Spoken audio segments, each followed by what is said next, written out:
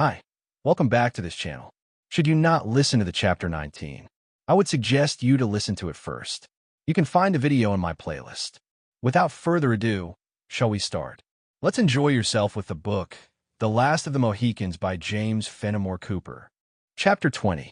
The heavens were still studded with stars when Hawkeye came to arouse the sleepers.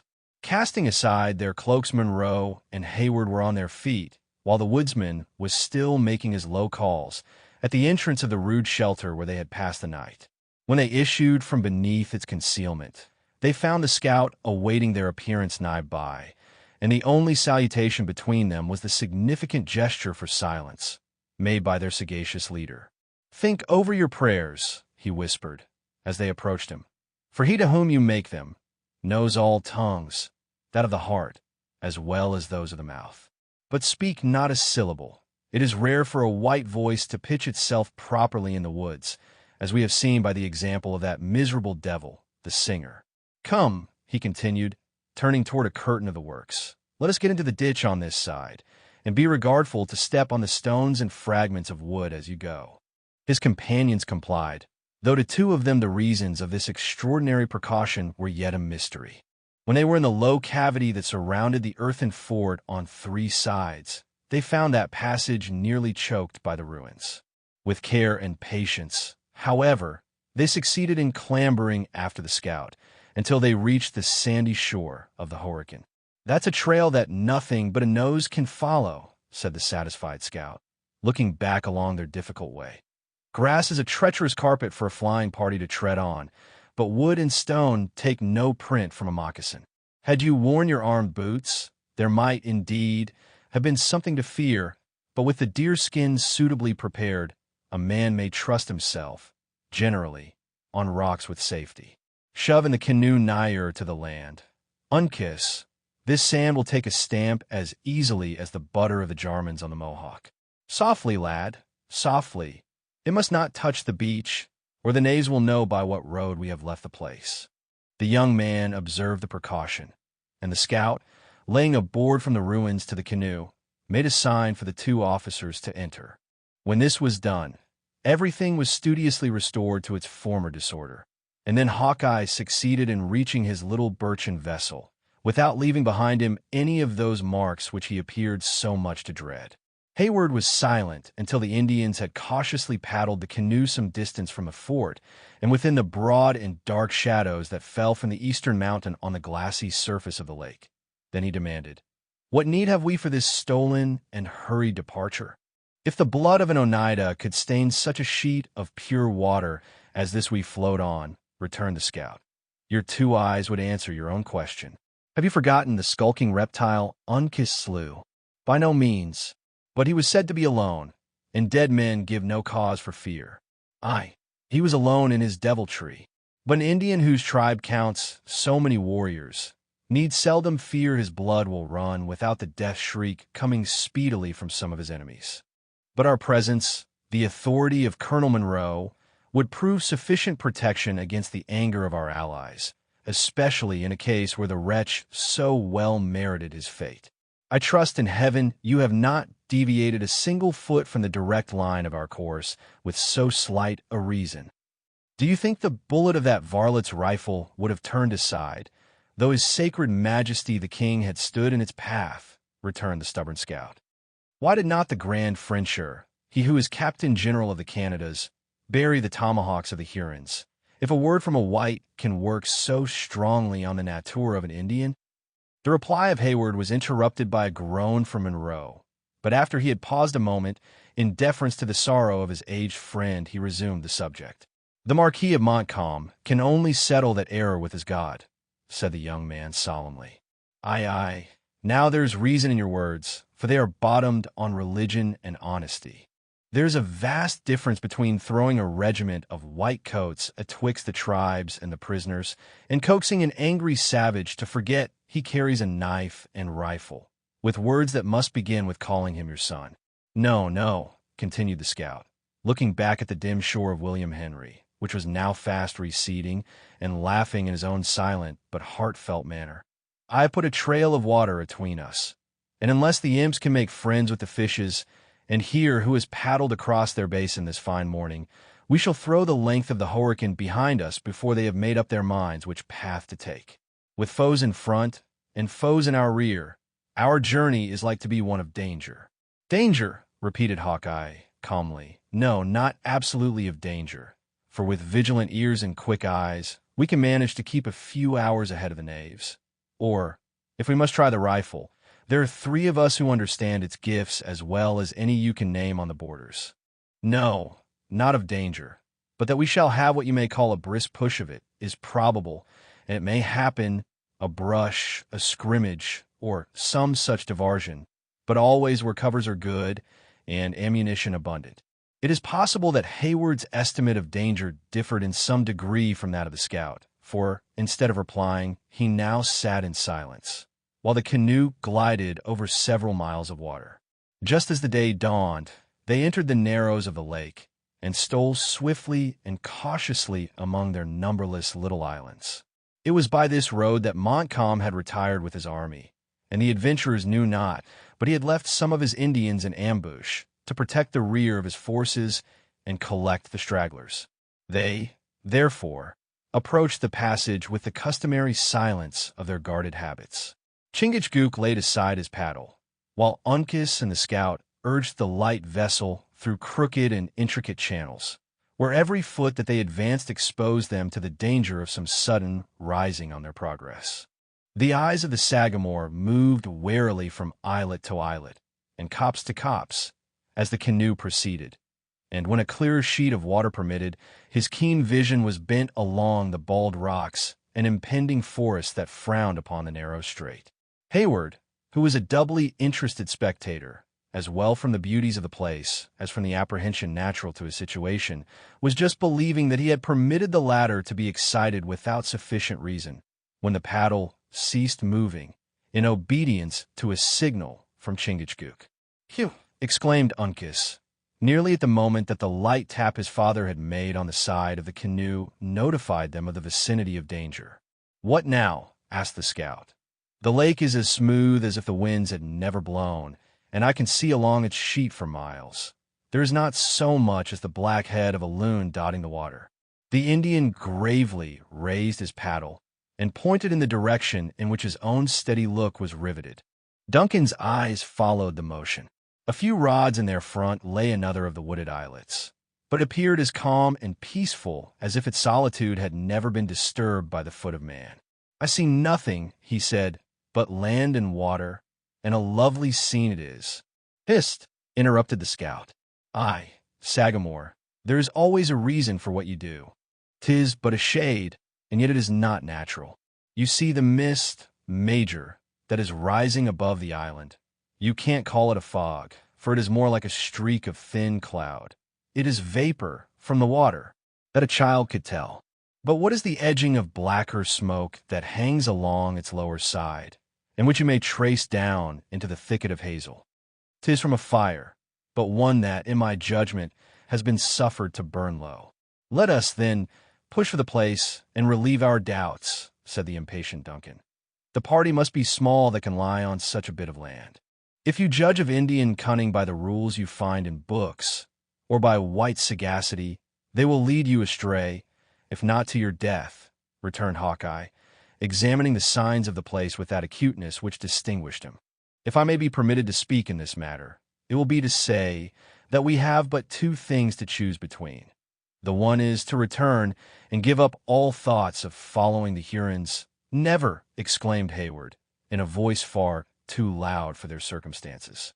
"Well, well," continued Hawkeye, making a hasty sign to repress his impatience.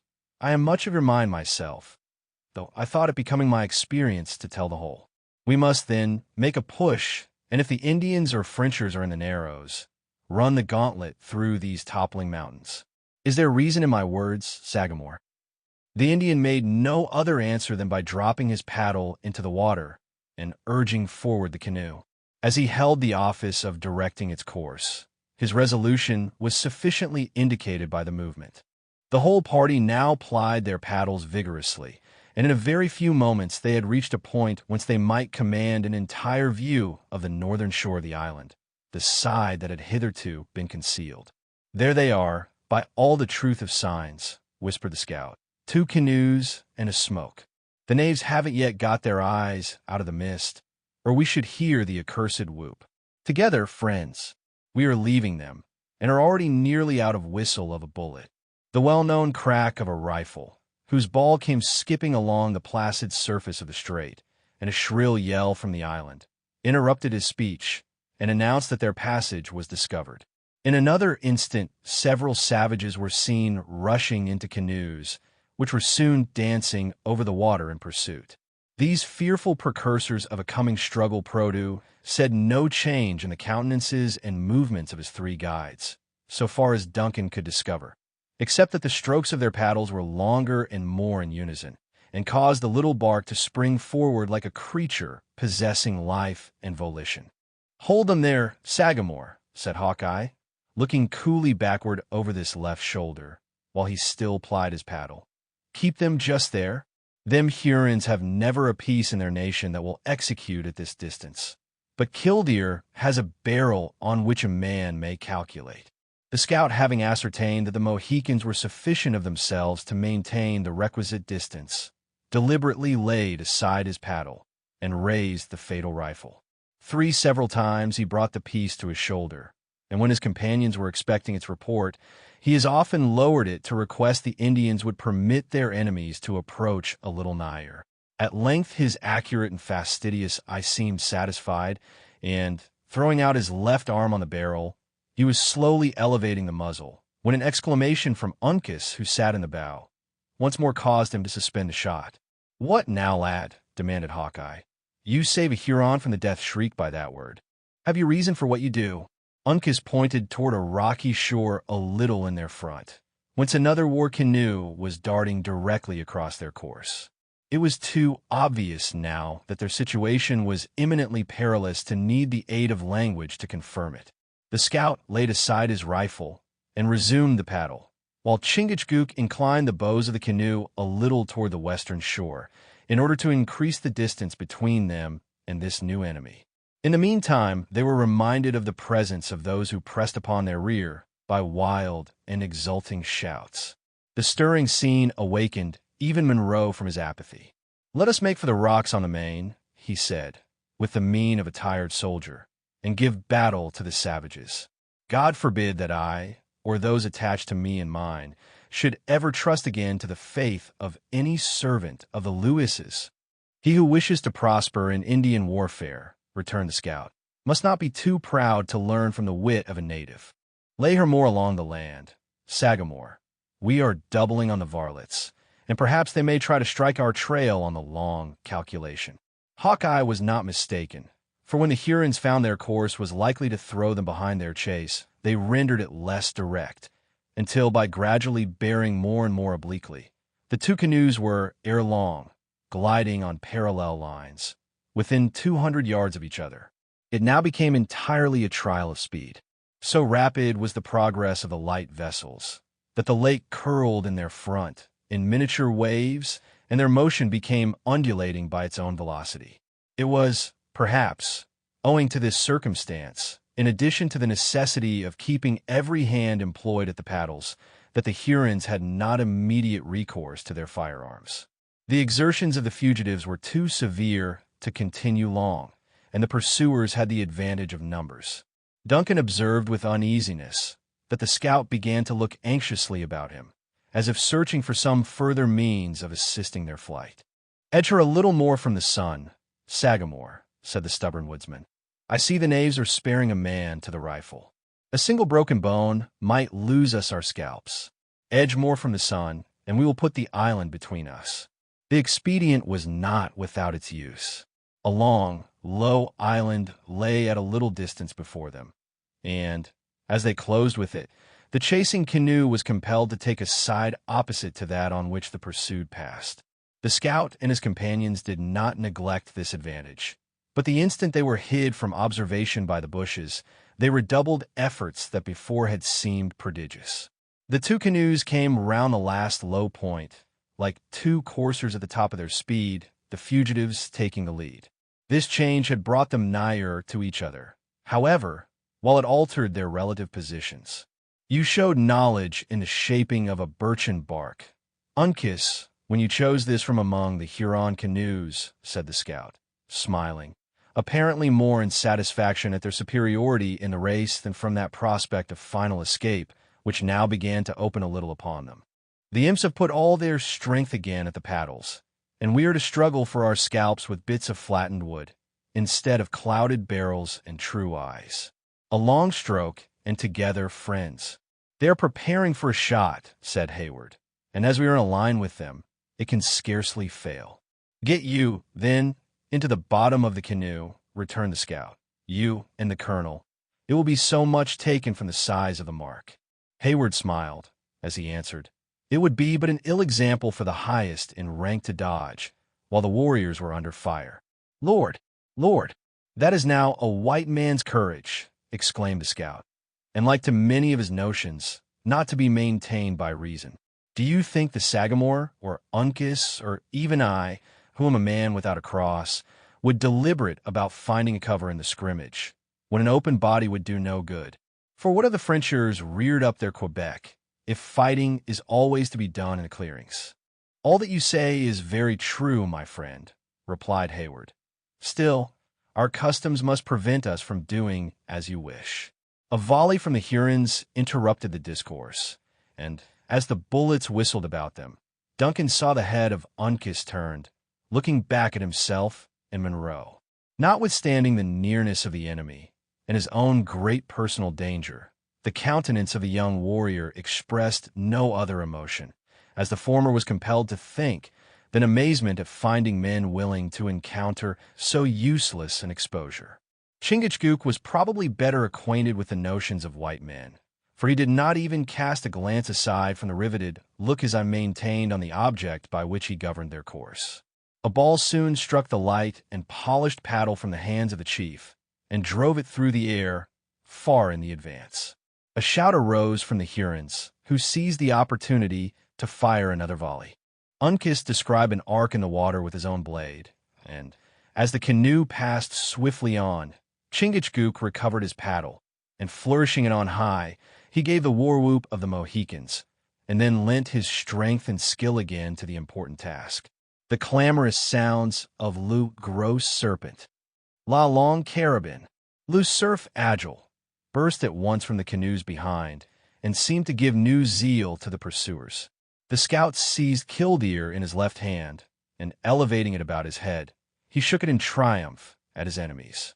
The savages answered the insult with a yell, and immediately another volley succeeded. The bullets pattered along the lake, and one even pierced the bark of their little vessel. No perceptible emotion could be discovered in the Mohicans during this critical moment, their rigid features expressing neither hope nor alarm. But the scout again turned his head, and, laughing in his own silent manner, he said to Hayward, "The knaves love to hear the sounds of their pieces, but the eye is not to be found among the Mingoes that can calculate a true range in a dancing canoe. You see, the dumb devils have taken off a man to charge, and by the smallest measurement that can be allowed, we move 3 feet to their 2. Duncan, who was not altogether as easy under this nice estimate of distances as his companions, was glad to find, however, that owing to their superior dexterity and the diversion among their enemies, they were very sensibly obtaining the advantage. The Hurons soon fired again, and a bullet struck the blade of Hawkeye's paddle without injury. "That will do," said the scout, examining the slight indentation with a curious eye. "It would not have cut the skin of an infant, much less of men who, like us, have been blown upon by the heavens in their anger. Now, Major, if you will try to use this piece of flattened wood, I'll let Killdeer take a part in the conversation." Hayward seized the paddle and applied himself to the work with an eagerness that supplied the place of skill, while Hawkeye was engaged in inspecting the priming of his rifle. The latter then took a swift aim and fired. The Huron in the bows of the leading canoe had risen with a similar object, and he now fell backward, suffering his gun to escape from his hands into the water. In an instant, however, he recovered his feet, though his gestures were wild and bewildered. At the same moment his companions suspended their efforts, and the chasing canoes clustered together, and became stationary. Chingachgook and Uncas profited by the interval to regain their wind, though Duncan continued to work with the most persevering industry.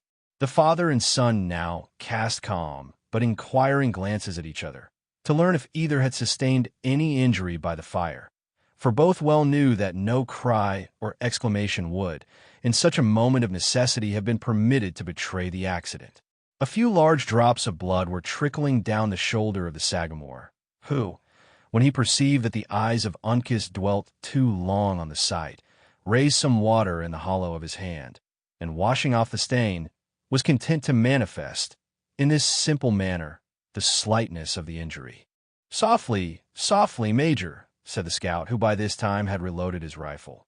"We are a little too far already for a rifle to put forth its beauties, and you see yonder imps are holding a council.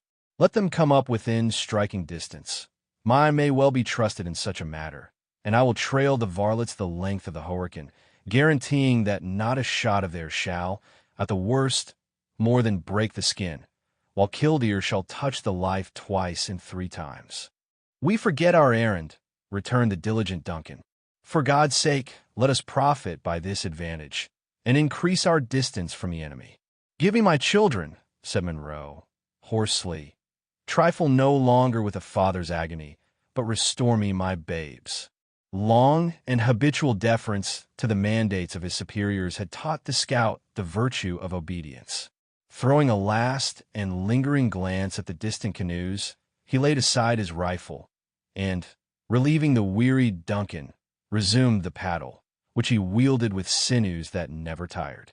His efforts were seconded by those of the Mohicans, and a very few minutes served to place such a sheet of water between them and their enemies, that Hayward once more breathed freely. The lake now began to expand, and their route lay along a wide reach that was lined, as before, by high and ragged mountains. But the islands were few and easily avoided. The strokes of the paddles grew more measured and regular, while they who plied them continued their labor, after the close and deadly chase from which they had just relieved themselves, with as much coolness as though their speed had been tried in sport, rather than under such pressing, nay, almost desperate circumstances.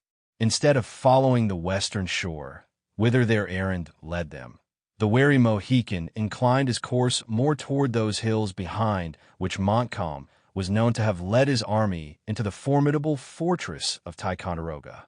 As the Hurons, to every appearance, had abandoned the pursuit, there was no apparent reason for this excess of caution. It was, however, maintained for hours, until they had reached a bay nigh the northern termination of the lake. Here the canoe was driven upon the beach, and the whole party landed. Hawkeye and Hayward ascended an adjacent bluff, where the former, after considering the expanse of water beneath him, pointed out to the latter a small black object, hovering under a headland at the distance of several miles. "Do you see it?" demanded the scout. "Now, what would you account that spot? Were you left alone to wide experience to find your way through this wilderness? But for its distance and its magnitude, I should suppose it a bird. Can it be a living object? 'Tis a canoe of good birchen bark, and paddled by fierce and crafty Mingoes. Though Providence has lent to those who inhabit the woods eyes that would be needless to men in the settlements, where there are inventions to assist the sight, yet no human organs can see all the dangers which at this moment circumvent us. These varlets pretend to be bent chiefly on their sundown meal, but the moment it is dark they will be on our trail, as true as hounds on the scent. We must throw them off, or our pursuit of Le Renard Subtle may be given up. These lakes are useful at times, especially when the game take the water," continued the scout, gazing about him with a countenance of concern. "But they give no cover, except it be to the fishes. God knows what the country would be if the settlements should ever spread far from the 2 rivers. Both hunting and war would lose their beauty. Let us not delay a moment, without some good and obvious cause. A little like that smoke which you may see worming up along the rock above the canoe," interrupted the abstracted scout. "My life on it, other eyes than ours see it and know its meaning. Well, words will not mend the matter, and it is time that we were doing." Hawkeye moved away from the lookout and descended, musing profoundly to the shore. He communicated the result of his observations to his companions in Delaware, and a short and earnest consultation succeeded. When it terminated, the three instantly set about executing their new resolutions. The canoe was lifted from the water and borne on the shoulders of the party. They proceeded into the wood, making as broad and obvious a trail as possible. They soon reached the watercourse, which they crossed, and, continuing onward, until they came to an extensive and naked rock. At this point, where their footsteps might be expected to be no longer visible, they retraced their route to the brook, walking backward with the utmost care. They now followed the bed of the little stream to the lake, into which they immediately launched their canoe again. A low point concealed them from the headland, and the margin of the lake was fringed for some distance with dense and overhanging bushes. Under the cover of these natural advantages, they toiled their way, with patient industry, until the scout pronounced that he believed it would be safe once more to land. The halt continued until evening rendered objects indistinct and uncertain to the eye. Then they resumed their route, and, favored by the darkness, pushed silently and vigorously toward the western shore. Although the rugged outline of mountain, to which they were steering, presented no distinctive marks to the eyes of Duncan, the Mohican entered the little haven he had selected with the confidence and accuracy of an experienced pilot. The boat was again lifted and borne into the woods, where it was carefully concealed under a pile of brush. The adventurers assumed their arms and packs, and the scout announced to Munro and Hayward that he and the Indians were at last in readiness to proceed. End of Chapter 20. Should you want to continue to Chapter 21, please proceed to the next video. Thank you for taking the time to listen to this book. I hope you enjoyed it. Don't forget to like and subscribe to our channel for more. Thank you.